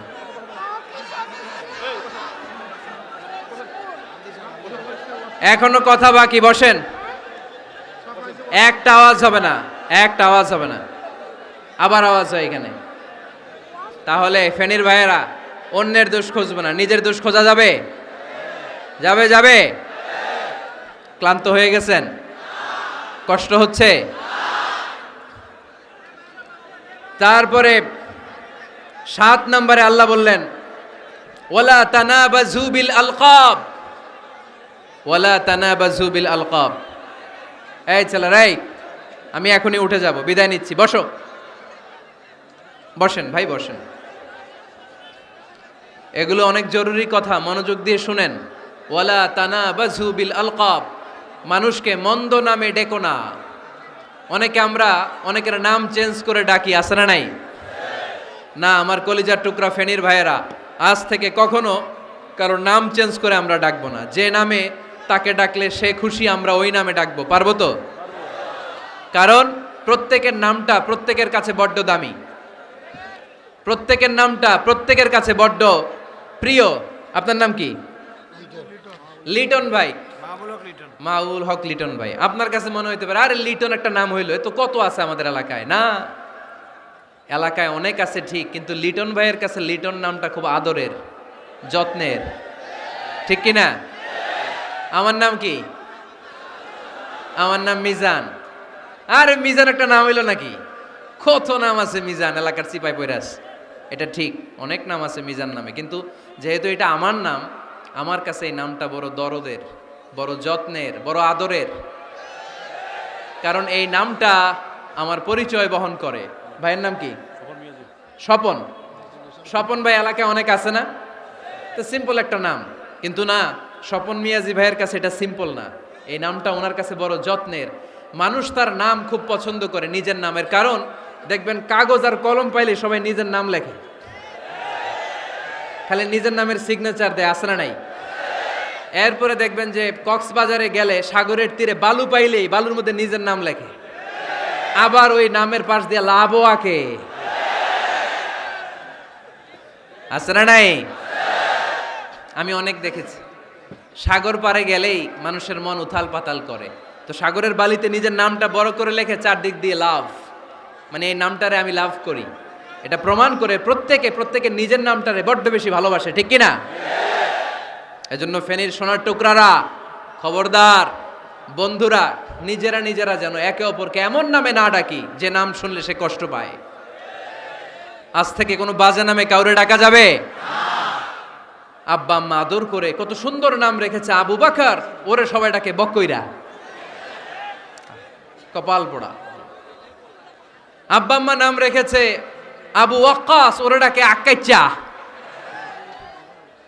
কত সুন্দর নাম আমার আল্লাহর নামের সাথে মিলিয়ে আব্দুল কুদ্দুস নাম রেখেছে, ওরে ডাকে কুদ্দুচ্চা, আছে না নাই? কবিরা গুনাহ করেছেন আপনি, কবিরা গুনাহ। It's not a simple deal, এটা সাধারণ কোনো ব্যাপার না, এগুলো সবগুলো কবিরা গুনাহ। কোনোদিন কাউকে ঠাট্টা বিদ্রুপ করে কিছু বলবো না, কখনো অন্যের দোষ খুঁজবো না, কারো নাম বিকৃত করে কোনোদিন কারো মনে কষ্ট দিব না, ঠিক কি না? এরপরে 8 নম্বরে আল্লাহ বললেন, ইয়া আইয়ুহাল্লাযীনা আমানু ইজতানিবু কাসীরাম মিনায-যন্নি ইন্না বা'দায-যন্নি ইস। অবিশ্বাসীরা খবরদার, অনুমান আন্দাজ নির্ভর কোনো কথা বলবে না, যেটা বলবে নিশ্চিত হয়ে বলবে। কার কথা? অনুমান নির্ভর কোনো কথা, আন্দাজ নির্ভর কোনো কথা কোনো মুমিন বলতে পারে? আমার কথা বোঝা যায়? হ্যাঁ, ফেনীবাসী কথা বোঝা যায়? ফেনী না হেনি? হ্যাঁ, আর বাড়ি হেনি, আইসাই রেনি। আপনারা কি ডাকেন, ফেনী না হেনি? ফেনী। মাশাআল্লাহ মাশাআল্লাহ, খুব সচেতন ফেনীবাসী। দেখছেন আপনাদের জেলা নিয়ে কিছু বললে খারাপ লাগে না? লাগে। তো নোয়াখালী করে গালি দিয়েন না, চিটাঙ্গারে গালি দিয়েন না, কুমিল্লাবাসীদেরকে গালি দিয়েন না। আমার 64 জেলায় সুজলা সুফলা শস্য শ্যামলা, ঠিক কিনা? 64 জেলা নিয়ে আমার এই বাংলাদেশ, প্রত্যেক জেলায় আমাদের সৌন্দর্য আছে না নাই? এক এক জেলার ভাষার সাথে আরেক জেলার ভাষার কোনো মিল। সিলেটে ছিল আমার গতকাল মাহফিল, তা আমি জিজ্ঞেস করছি, ভাই সাহেব খিতা খররা, আপনারা বালা আসুননি? তো মহা খুশি, কারণ ওদের ভাষায় কথা বলেছি, ওরা ওদের ভাষাটারে বড্ড ভালোবাসে। আমরা প্রত্যেকে আমাদের প্রত্যেকের জেলাটারে বড্ড পছন্দ করি, ঠিক কিনা? এই যে তানিবু কাসীরাম মিনায-যন, আন্দাজ অনুমান নির্ভর কথা মুমিন কখনো বলতে পারে? এজন্য আল্লাহর হাবিব বললেন, ইয়াকুম ওয়ায-যন ফাইন্নায-যন্না কাযাবুল হাদিস। খবরদার, তোমাদের উচিত আন্দাজ অনুমান নির্ভর কথা থেকে বেঁচে থাকা, কেননা অনুমান করে কথা বললে পাপ হয়। অনুমান করে কথা বললে কি হয়? আজকে থেকে আমার ফেনীর সোনার টুকরারা, অনুমান করে আন্দাজে কোনো কথা বলবো আমরা? বলবো না, ধারণা করে কিছু বলবো না। আর ধারণা করলেও ভালো ধারণা করব। কি ধারণা? রাস্তা দুইটা, একটা পজিটিভ আর একটা নেগেটিভ। মুমিন পজিটিভ ধারণা করে, মুমিন কখনো নেগেটিভ ধারণা করে না। তাহলে কোন দিকে যাব, পজিটিভ না নেগেটিভ? আওয়াজ করে, পজিটিভ না নেগেটিভ? যারা মুনাফিক এরা ইয়াত্তাবিউনা ইল্লা যান, ওয়া ইন্না যান্না লা ইউগনি মিনাল হাক্কি শাইআ, যারা মুনাফিক এরা আন্দাজ অনুমান নির্ভর মানুষের ব্যাপারে কথা বলে, আর আন্দাজ অনুমান কখনো সত্যের বিকল্প হতে পারে না। আন্দাজ অনুমান কখনো সত্যের বিকল্প হতে পারে? এজন্য দৃষ্টিভঙ্গি বদলান, জীবনকে বদলায় দিবে কে? আমরা কখনো কোনো নেগেটিভ কথা বলবো না, অলওয়েজ পজিটিভ। অলওয়েজ কি? এই যে আমার হাতে কি দেখা যায়? পানির বোতল, তাই না? এখানে অর্ধেক পানি ভরাস। কাউকে যদি প্রশ্ন করি ভাই কি দেখতে পাচ্ছেন, একদল বলবে এখানে অর্ধেক বোতল খালি দেখা যায়। উত্তরটা সঠিক, আসলে বোতলের অর্ধেক খালি। আবার এদিকে আরেকজনের বললাম ভাই এখানে কি দেখা যায়, বলবে হুজুর বোতলের অর্ধেক পানি ভরা। এটাও সঠিক উত্তর। প্রথমটা ছিল নেগেটিভ উত্তর, দ্বিতীয়টা পজিটিভ উত্তর, ঠিক কি না? যারা সবসময় নেগেটিভ চিন্তা করে এরা খালি জায়গাটা দেখছে যে পানি নাই, আর যারা সবসময় পজিটিভ চিন্তা করে এরা পানি যে ভর্তি অর্ধেক ওইটা দেখছে। আমরা নেগেটিভের দিকে যাব না, মুসলমান থাকবে সব সময় always positive, come back positive, not go back negative. চিল্লায় বলতে হবে ঠিক কি না? কখনো আন্দাজ অনুমান নির্ভর আমরা কিছু বলবো না। 9 নাম্বার, একেবারে শেষের দিকে চলে আসছি। 9 নাম্বার আল্লাহ বললেন খবরদার, ওয়ালা তাজাসসু, গোয়েন্দাগিরি করো না। গোয়েন্দাগিরি করা হারাম। গভর্নমেন্ট যে গোয়েন্দা বিভাগ রেখেছে এটা না, এটা দেশের আইন শৃঙ্খলা বজায় রাখার জন্য এটা জরুরি। আল্লাহর হাবিব সাল্লাল্লাহু আলাইহি ওয়াসাল্লামেরও নিজস্ব গোয়েন্দা ছিল, কিন্তু আমরা যে নিজেরা গোয়েন্দাগিরি করি এটারে হারাম ঘোষণা করেছে কে? অনেকে আছে দেখবেন জানলা একটা খোলা থাকলে উকি মারে। আলহামদুলিল্লাহ ফেনীতে এগুলা নাই।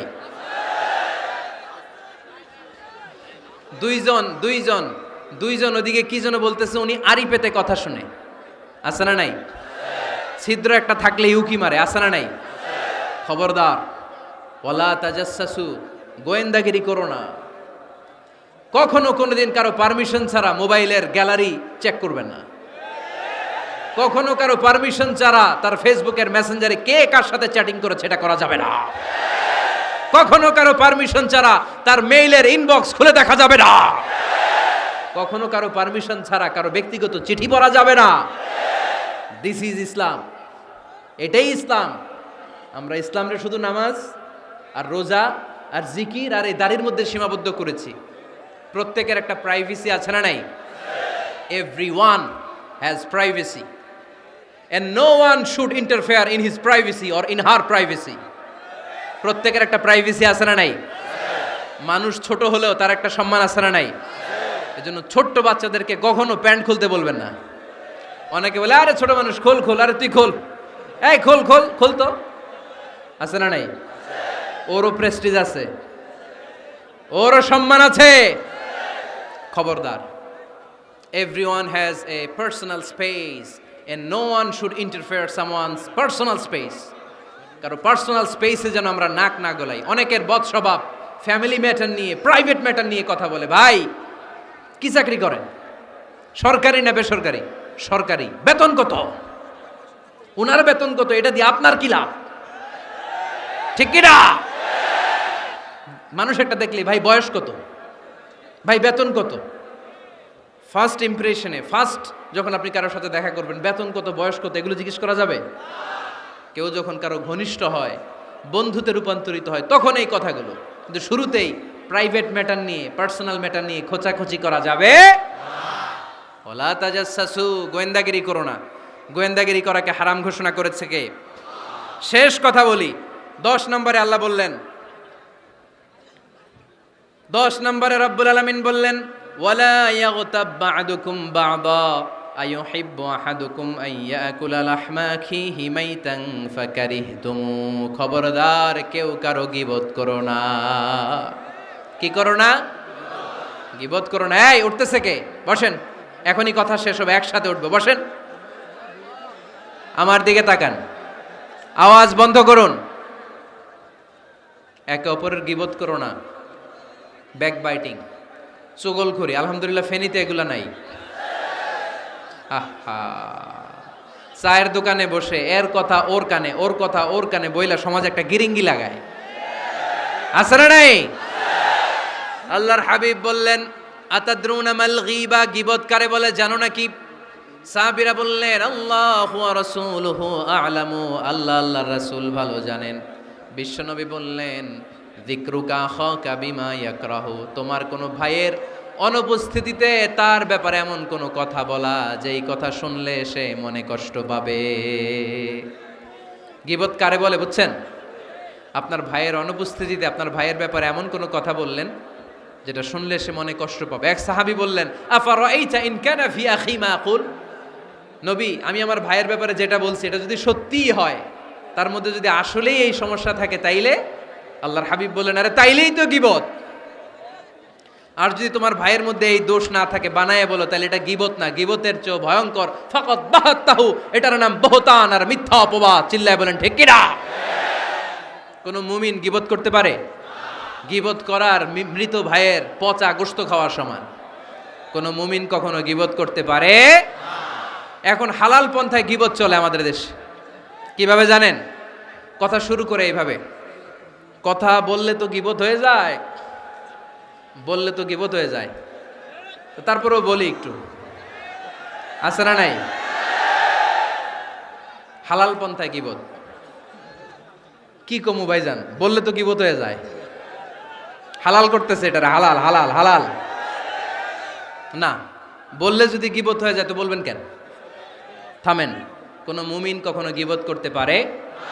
মেরাজের রাতে আল্লাহর হাবিব সাল্লাল্লাহু আলাইহি ওয়াসাল্লাম দেখলেন কিছু লোক লাহুম আযফারুন মিন নুহাস, তামার আগুন দিয়ে নখ বানানো, নখর ধারালো, ইয়াখদাশুনা বিহি উজুহাহুম ওয়া সুদুরাহুম, তারা তাদের নখ দিয়ে জাহান্নামে নিজের গালের গোশতগুলো, বুকের গোশতগুলো ছিঁড়ে ছিঁড়ে খাচ্ছে, আর তাদের ব্যথা যন্ত্রণা দেখে পুরো জাহান্নামের অন্য লোকরা থারথার করে কাঁপছে।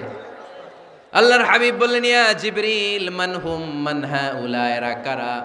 সাইয়েদনা জিবরিল বললেন হুম আহলুল গীবাতি মিন উম্মাতিক, এরা আপনার উম্মতের মধ্যে চায়ের দোকানে বসে বসে যারা গীবত করেছিল তারা।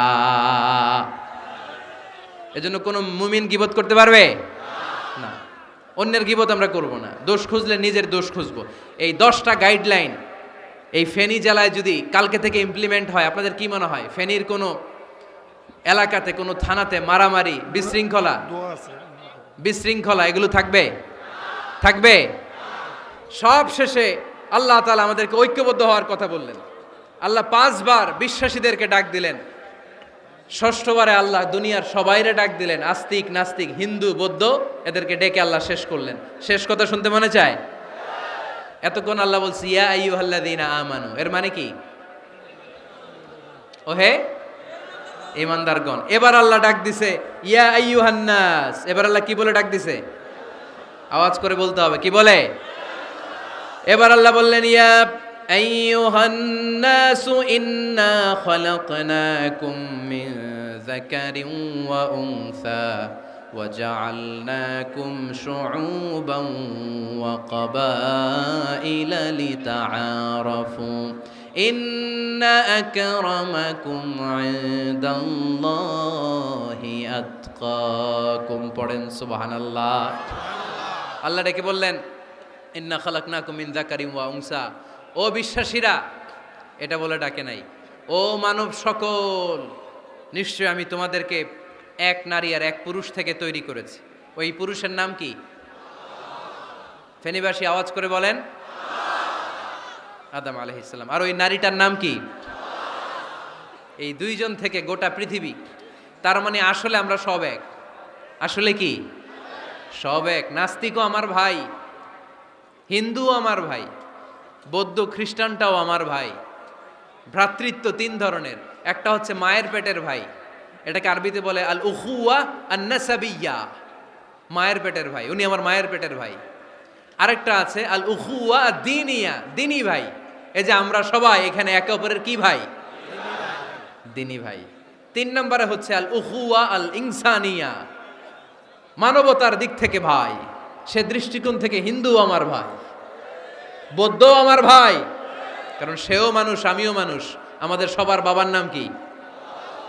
কথা কয় না? আদম আলাইহিস সালাম। সবার মায়ের নাম কি? দেখছেন, আমরা সবাই এক, সবাই এক। বিভেদের প্রাচীর আর বৃত্ত আমরা বানিয়েছি। ইসলাম ধর্ম বর্ণ জাতীয়তাবাদ এগুলোর বাইরে যে এক বিশাল ব্রড মাইন্ডেড রিলিজিয়ন, যেখানে আলাদা আলাদা বৃত্ত টানে নাই। আমরা ধর্ম, বর্ণ, ভাষা, জাতীয়তা এগুলোকে সামনে এনে আলাদা আলাদা পরিচয়ের বৃত্ত বানিয়েছি। আমরা বানিয়েছি শ্বেতাঙ্গ আর কৃষ্ণাঙ্গের পার্থক্য। আমরা করেছি আরব অনারবের বিভাজন। আমরা করেছি ব্রাহ্মণ আর শূদ্রের জাত প্রথা। ইসলামে কোনো জাত প্রথা নাই, শ্বেতাঙ্গ কৃষ্ণাঙ্গের পার্থক্য নাই, প্রেসিডেন্ট কুলিওয়ালা ঠেলাওয়ালার কোনো পার্থক্য আল্লাহর সামনে নাই। চিল্লায় বলো ঠিক কিনা? যার প্রমাণ, প্রেসিডেন্ট যখন নামাজে দাঁড়ায় তার পাশে রিকশাওয়ালাও নামাজে দাঁড়ায়, তার পাশে শিক্ষকও নামাজে দাঁড়ায়, তার পাশে ব্যবসায়ী ভাই নামাজে দাঁড়ায়, তার পাশে ছোট্ট ছেলেটাও নামাজে দাঁড়ায়। আল্লাহর সামনে গোটা সব বিশ্বের মানুষগুলোরে এক কাতারে দাঁড় করিয়ে দিয়েছে কে? কোনো পার্থক্য নাই। এই পার্থক্য বিভেদের প্রাচীর আমরা ভেঙেছি। এই বিভেদের প্রাচীরকে ভেঙে গুড়িয়ে দিতে হবে। আমরা মানুষকে মানুষ হিসেবে কনসিডার করি না। দেখলেই বলি কোন দল করেন, দেখলেই বলি কোন পীরের মুরিদ, দেখলেই বলি কোন দল করেন। না না, সবার আগে পরিচয় হচ্ছে আমরা সবাই মানুষ। বাবার নাম আদম, মায়ের নাম হাওয়া। আর আমাদের মধ্যে সবচেয়ে বড় পরিচয় হচ্ছে আমরা মুসলিম। এখানে আমি মুসলিম ছাড়া আর কাউকে দেখতে পাচ্ছি না। সব মুসলিম। আমার কাছে পীরের মুরিদ নাই, তাবলিগের ভাই নাই, জামাত ইসলাম নাই, শাসনতন্ত্র নাই, ঐক্যজোট নাই, বিএনপি নাই, আওয়ামী লীগ নাই, কিচ্ছু নাই। আমি বুঝি মুসলমান। আমরা একে অপরের মুসলমান বলে কনসিডার করতে চাই না তো, খালি পিস পিস করি, টুকরা টুকরা করে দেশটারে শেষ করে দিলাম। আমাদের প্রভু কয়জন? নবী কয়জন? কোরআন কয়টা? কিন্তু আমাদের মধ্যে বিভাজন। আমরা কি বিভাজন চাই নাকি ঐক্য চাই? আমাদের প্রভু এক, এক নবীর উম্মত, জীবন বিধানে কই শিবানী কোরআন।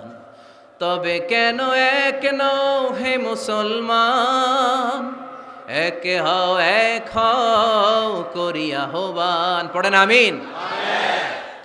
বাইতুল্লাহ এক, মদিনা শরীফ এক, উহুদ পাহাড় এক, বদরের মাঠ এক। ঠিক কি না?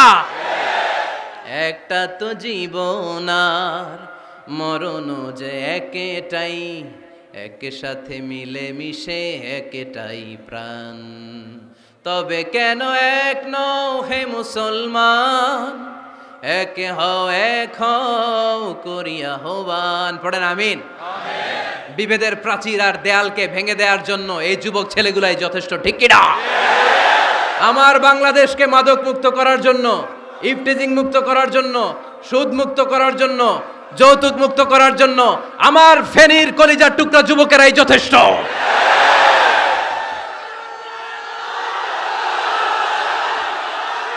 অনেক নারী আছে পিছনে, হাজার হাজার নারী, একজন হিন্দু মুসলমানের উপর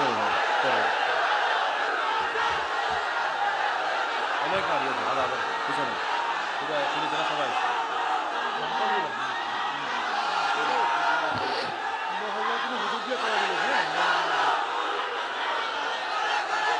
মাশাআল্লাহ, মাশাআল্লাহ, মাশাআল্লাহ। আমরা আসলে বিভেদের প্রাচীর তৈরি করতে চাই না। ঐক্যের কথা শুনলে আমাদের সবচেয়ে বড় পরিচয় মুসলিম, এটা শুনলেই আপনাদের মধ্যে যে উচ্ছ্বাস আর উদ্দীপনা, এটাই প্রমাণ করে ভেদাভেদ কখনো জনগণ চায় না। মুসলিম তৌহিদি জনতার হৃদয়ের ভেতরে ভেদাভেদ নাই, হিংসা নাই, বিদ্বেষ নাই। আমাদের আসল পুঁজি ভালোবাসা। আমাদের আসল পুঁজি কি? এই ভালোবাসা দিয়ে আমরা বিশ্ব জয় করতে চাই। ঠিক কি না? পারা যাবে মুসলমান? আর যে 10টা গাইডলাইন, 10টা মেসেজ আজকে শেয়ার করলাম, এগুলো মানা যাবে তো? অনেক বোনেরা এসেছে, আমার বোনেরা, আমি তো দেখতে পাচ্ছি একেবারে ওই রাস্তা পর্যন্ত, এইদিকে অনেক পেছন পর্যন্ত, এদিকে অনেক ভাইরা। বিশাল জনসমুদ্রের আজকের এই আয়োজন। স্কুল মাঠ পুরোটাতে মহিলারা বসেছে। নারীদের জন্য একটাই কথা, 5 ওয়াক্ত সালাত জামাতের সাথে পড়বেন, রমাদানের রোজা রাখবেন, নিজের লজ্জাস্থানের হেফাজত করবেন, স্বামীর আনুগত্য করবেন। এই 4টা কাজ কোনো নারী করলে ওই নারীর জন্য 8টা জান্নাতের দরজা খুলে দিবে কে? আমাদের বোনগুলোকে আল্লাহ তুমি কবুল করো। আমার কলিজার টুকরা ফেনীর যুবক ছেলেদেরকে আল্লাহ তুমি সাইয়েদনা উমরে ফারুকের মতো কবুল করো, সাইয়েদনা হামজার মতো তুমি কবুল করো, খাব্বাব খুবাইবের মতো ইসলামের বীর সেনানী হিসেবে কবুল করে নাও। আজকের প্রোগ্রামের জন্য যারা কষ্ট করেছে আল্লাহ তুমি এই প্রোগ্রামটার আমাদের নাজাতের ওসিলা বানাও। আপনারা সবাই ভালো থাকবেন, সুস্থ থাকবেন, সুন্দর থাকবেন। ঐক্যের আহ্বান জানিয়ে এখানেই শেষ করছি। সংক্ষিপ্ত দোয়া হবে, একসাথে দোয়া করে বিদায় নিব। আল্লাহুম্মা আমিন।